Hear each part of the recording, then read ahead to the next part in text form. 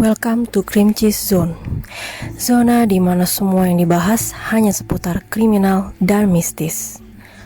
Oke, hari ini yang akan saya bahas adalah mengenai kasus pembunuhan tragis yang terjadi di Desa Sumbersalak, Kecamatan Ledokombo, Jawa Timur. Hari di mana para tetangga dikagetkan dengan penemuan kerangka manusia yang ternyata telah lama dicor di bawah lantai musola dalam sebuah rumah. Penggalian dilakukan selama 5 jam dengan kondisi pipi kiri atas sudah hancur. Jenazah dikubur bersama alat bukti. Ya, korban tersebut adalah Pak Surono, usianya 51 tahun, seorang juragan perkebunan kopi. Ia dikenal tetangga sekitar sebagai sosok yang ramah dan sederhana, walau rumahnya terbilang luas untuk ukuran rumah di sebuah dusun.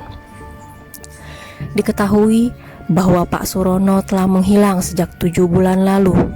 Tetangga sebetulnya sudah beberapa kali menanyakan perihal ini kepada istri Surono. Namun, Bu Sani mengaku bahwa suaminya sedang pergi bekerja di Lombok.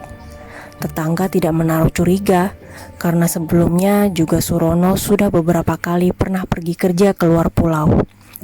Namun faktanya tidak ada yang pernah menyangka bahwa 2 orang tersangka yang telah ditetapkan polisi tidak lain tidak bukan adalah Bu Sani, istri Surono, dan Bahar Mario, anak kandung Surono sendiri.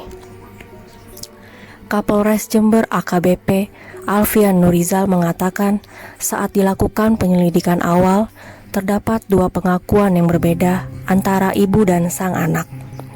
Kepada polisi, Bu Sani mengaku bahwa Baharlah yang membunuh Surono karena Surono tidak memberikan uang setiap kali Bahar meminta. Dan ia pun mengaku bahwa dirinya hanya melihat dari jauh dari awal sampai ketika anaknya mengeksekusi Surono. Namun, di sisi lain, Bahar tetap bersikeras bahwa yang membunuh bukanlah dirinya, melainkan Jumarin, selingkuhan ibunya.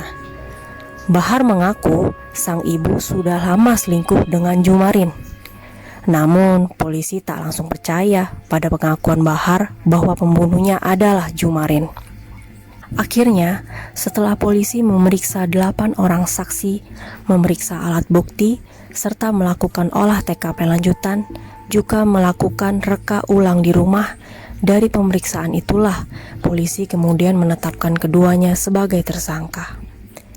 Peristiwa pembunuhan terjadi pada akhir Maret 2019, sekitar pukul 11 malam. Bahar, anak Surono, yang baru pulang rumah, mendatangi ayahnya yang sedang tidur di kamar depan. Bahar memukulnya dengan linggis di wajah bagian kiri hingga akhirnya mengalami pendarahan hebat. Sementara Bu Sani, istri Surono, membantu sang anak dengan mematikan lampu di depan rumah yang berada di dekat kamar Surono. Setelah tewas, mereka berdua menggotong korban. Namun Bu Sani tidak kuat, sehingga Baharlah yang menyeret tubuh sang ayah ke bagian belakang rumah. Keduanya diduga tega membunuh korban karena mendapatkan pembagian hasil panen kopi dengan jumlah yang sedikit. Kepolisian menjelaskan Surono merupakan petani kopi yang memiliki penghasilan cukup banyak. Setahun sekali dari hasil panen kopi, dia bisa mendapatkan hasil penjualan antara 90 sampai 100 juta rupiah. Belum lagi pendapatan dari komoditas pertanian lainnya yang ditanamnya.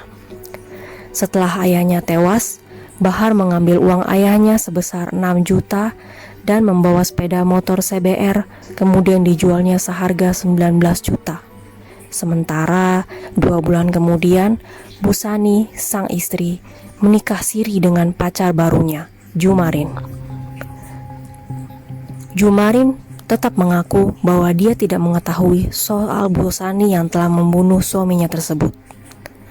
Namun dari olah TKP dan penyelidikan polisi, memang tidak ditemukan hal yang menyangkut paut dengan Jumarin. Namun di sisi lain, Hosaimah, istri Bahar, masih sangat meyakini bahwa Bahar tidak mungkin membunuh ayahnya. Menurutnya, Bahar dan sang ayah memiliki hubungan yang cukup dekat. Dari penelusuran akun Facebook Bahar, Bahar juga pernah memposting video ketika dirinya liburan dengan ayahnya di Bali pada 2018 lalu.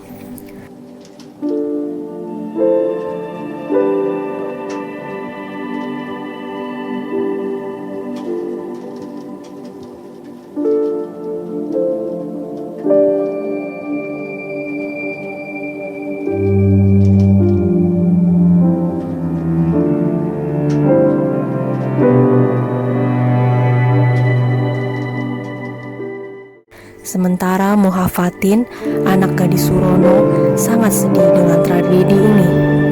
Ditambah ibu dan kakaknya pun jadi tersangka dan mendekam di penjara. Muhafatin juga menceritakan mengenai perilaku buruk Bahar yang sewaktu dulu pernah membacok Bunyai hanya karena masalah sepele ketika Bahar menjalani pondok pesantren. Hingga saat ini, sebetulnya masih banyak kejanggalan dan misteri dari kasus ini. Oke, cukup sampai di sini pembahasannya ya. Semoga setiap saat kita semua didekatkan dengan pikiran positif dan dijauhi dari semua yang buruk-buruk ya guys.